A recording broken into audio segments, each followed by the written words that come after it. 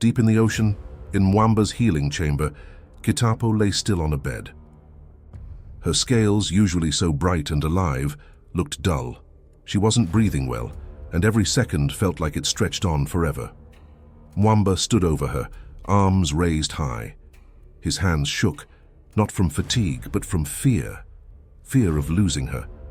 Beside him was Nyala, a powerful witch from the village, her fingers shimmering with the magical light of her incantations. Nyala reached into her pouch of herbs and powders, throwing them into the air, creating a cloud of shimmering gold. It settled over Kitapo's form, but still, she did not move. The water around them started swirling, as if it was listening to their calls. Mwamba's voice cracked, but he kept chanting. He refused to give up. He looked down at Kitapo.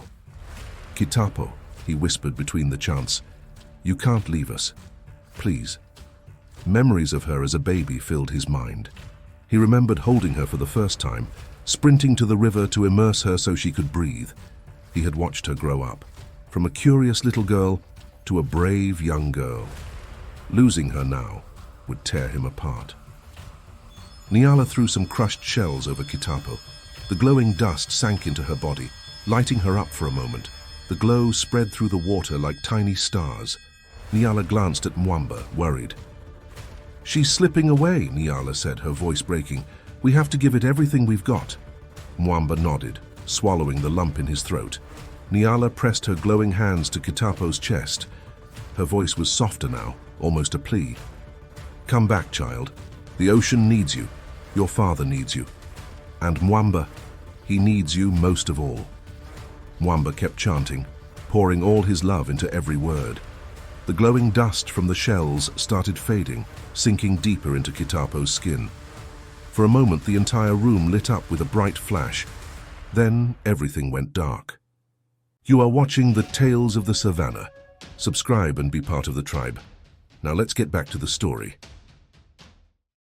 Mwamba dropped to his knees, holding Kitapo's hand. His shoulders sagged as tears ran down his face. "No," he whispered. "No. Please. No." His voice cracked, and he gripped her hand tighter. "I've failed you." Nyala knelt beside him, her face pale with exhaustion. She shook her head, her voice a broken whisper. "We did all we could." And then it happened. A soft sound broke the silence. A faint cough. Mwamba's head shot up.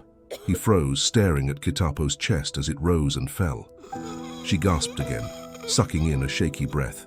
Her tail flicked weakly, and color began to return to her scales. "Mwamba?" Her voice was faint, but it was there. Mwamba's face crumpled as he let out a sob of relief. He pulled her into his arms, his tears now falling from joy. "You're back," he whispered, his voice shaking. "You're back, Kitapo." Nyala let out a shaky laugh and wiped her face. "She's back," she said softly, almost as if she couldn't believe it. The corals began to glow again, their soft light spreading through the chamber. The water started moving, the life of the ocean returning. Kitapo smiled weakly, her fingers curling around Mwamba's hand. Lulenga stormed into the chamber. His royal presence, usually so commanding, was replaced by something raw. Desperation, relief, and guilt all mixed together. Without hesitation, he rushed forward, his arms wrapped tightly around Kitapo, trembling as he held her close. He didn't know the full extent of the battle that had just been waged for her life, but the magic in the room pulsed around them, a reminder of how close they had come to losing her. Earlier, Lulenga had run away from Chipo. He hadn't stopped to see if Akina was all right, running away from the questions that Chipo posed. Now that Kitapo was back, safe in his arms, he knew what he had to do. He couldn't stop thinking about Akina. Her face at the market stayed in his mind, and the thought of her wouldn't leave him. He needed to see her, to make things right. Maybe Kitapo would finally meet her mother. Almost losing them both had given him a different perspective on life. He looked at Mwamba and Nyala, his eyes filled with gratitude. The worst had passed, and that was enough for now. Shumba woke up in a cold sweat. His heart was pounding and his breathing was shallow. His wife was gently shaking him, whispering his name. "Shumba, are you okay?" she asked softly. But the dream he had just experienced was still gripping him, vivid and unsettling. In the dream, the lion god Naraka stood before him, majestic and furious. "Your son, Paka, is about to break the sacred pact," Naraka said, its voice deep and commanding. "We swore to never take a human life for personal gain, but he's about to shatter that vow. This cannot happen. You must stop him, Shumba. Go now." The words repeated in his mind as he bolted upright in bed. He gasped for air, his body trembling. His wife touched his shoulder, her expression a mix of concern and confusion. "What's wrong?" she asked. "I have to go," he said, his voice firm but distant. "Go where? What are you talking about?" she asked, sitting up beside him. "Paka. Our son. He's about to do something terrible. If I don't stop him, it could destroy everything." She stared at him, trying to process his words. "Then I'll come with you." "No," he said, shaking his head. "This is something I have to do alone." Without another word, Shumba got out of bed, moving with urgency. Before leaving, he stopped at the door of his trusted advisor, Muka. Shumba knocked loudly, and Muka, startled from his sleep, appeared at the door, rubbing his eyes. "What is it, Shumba?" "Naraka has given me a task. I need your help. Paka. He's gone to Makuru Village. He's planning something terrible, and we have to stop him." Muka didn't ask questions. He simply nodded, turned back into his hut, bidding farewell to his sleeping wife. Moments later, the two of them were on their way, the night heavy and silent around them. As they traveled, Shumba's mind was plagued with fear and doubt. Paka had always been headstrong, but this was beyond anything he had imagined. The sacred pact wasn't just a promise, it was their bond with the divine. If Paka broke it, it would bring ruin to them all. They had to stop Paka before it was too late. Meanwhile, back in Makuru Village, Paka moved silently in the shadows, circling Jabali's homestead. Then an idea struck him, and without hesitation, he approached the hut. He knocked firmly on the door. When Chipo opened the door and saw Paka, her breath caught. She froze, taking a step back. She knew exactly who he was. He smiled at her, but there was no warmth in his eyes. "Hello, Chipo. Do you remember me?" he said, his voice low and unsettling. She didn't respond. Instead, she stumbled back into the hut, her mind racing with fear. Akina, her mother, was still lying on her mat in the corner, half asleep. She stirred, hearing voices but unable to make out who it was. "Lulenga," she mumbled, thinking perhaps he was back. But when she tried to lift her head, it felt impossibly heavy. Before long, Paka stepped inside the hut. His shadow loomed over Akina. She opened her eyes a little more, and her heart sank. She started to tremble. Stories of Paka's power, of how he transformed into a lion in the market square, rushed back. "My father isn't here," Chipo managed to say, her voice shaking. "I know," Paka whispered, his tone unsettlingly calm. "Then why are you here?"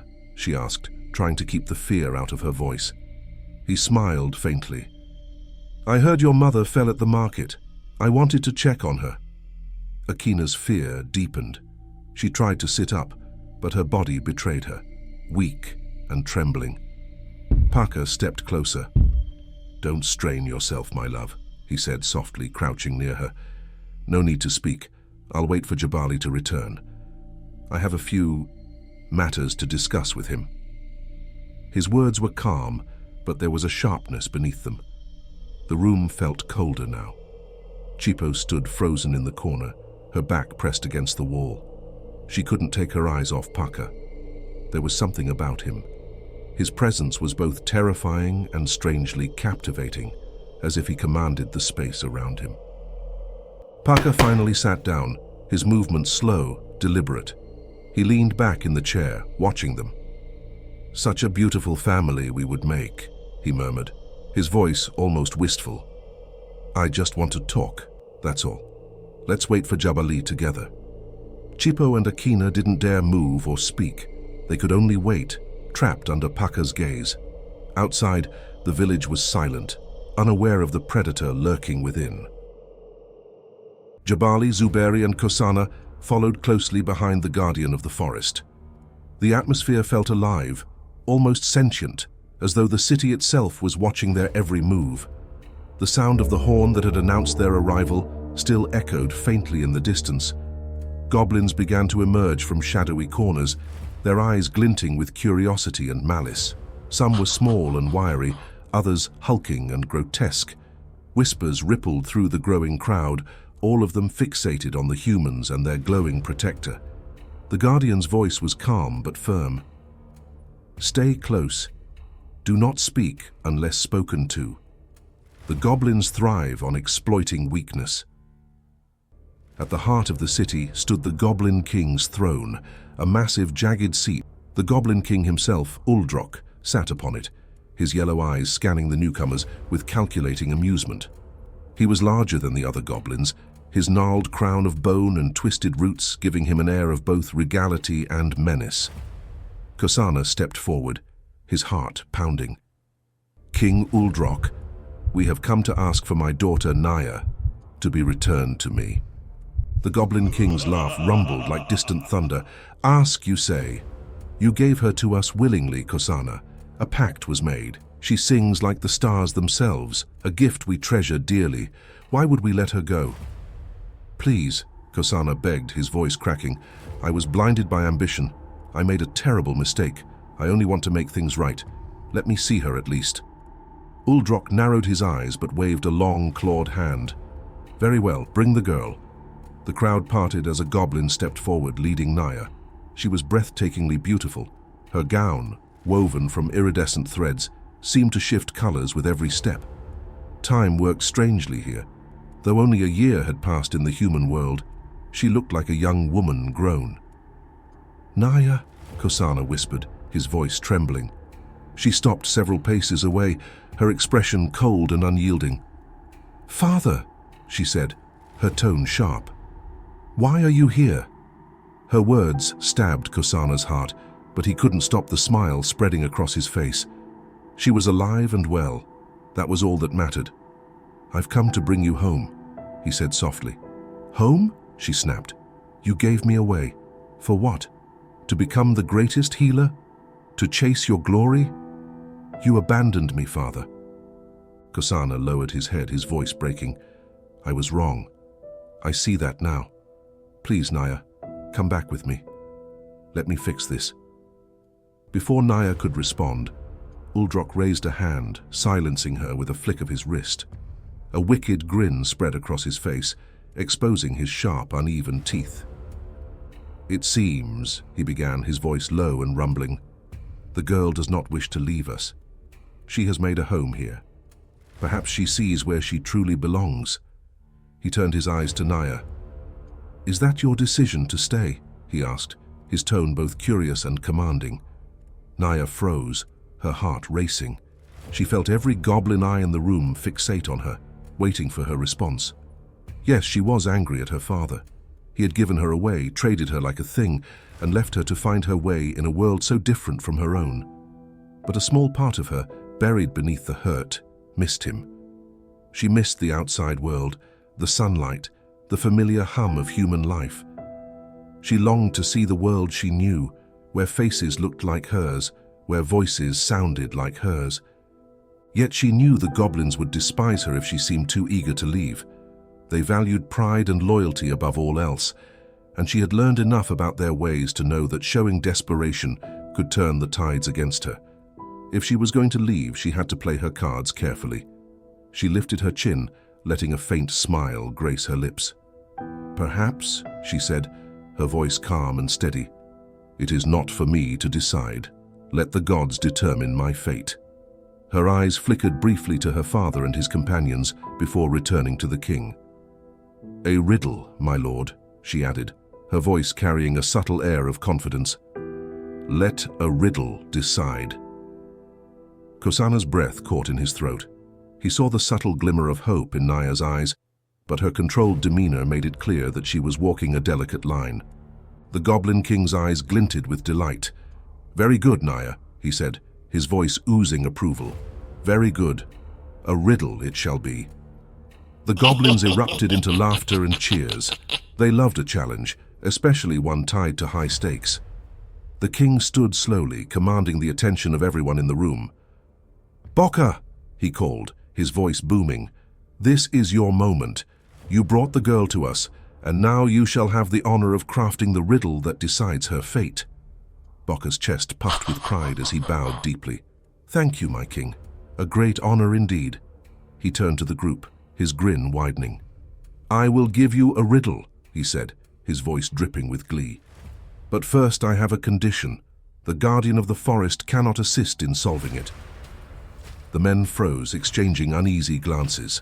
Until now, they had relied on the guardian's wisdom and power. Without her, they were vulnerable. Jabali whispered, "This is not good. We need her." Kosana, however, stepped forward with resolve.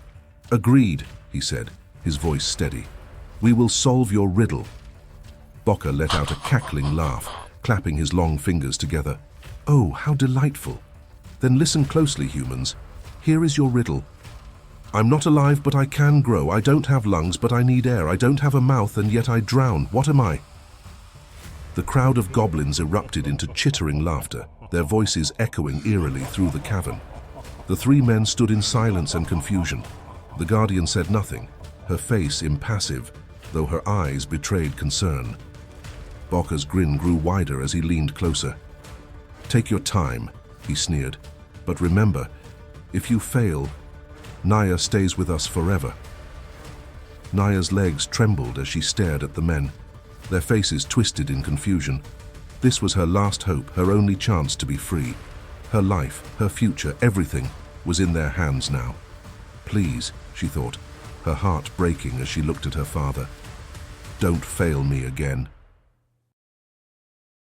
And that, my dear tribe members, is the end of yet another episode in our series. Did you figure out the answer to the riddle? If you did, let me know in the comments section, and don't forget to explain your answer. I'd love to hear your thoughts. As we continue our journey through rivers, valleys, and hidden kingdoms in these tales, please be reminded that your engagement fuels the stories, and your feedback shapes the next chapters. Until next time, keep the spirit of exploration alive and never stop seeking answers. And as always, thank you for watching our story, and we hope you enjoyed it. What lessons did you draw from this story? Share your thoughts with us in the comments below. Don't forget to subscribe and be part of the tribe. Thank you for watching The Tales of the Savannah. We will see you next time in the Savannah.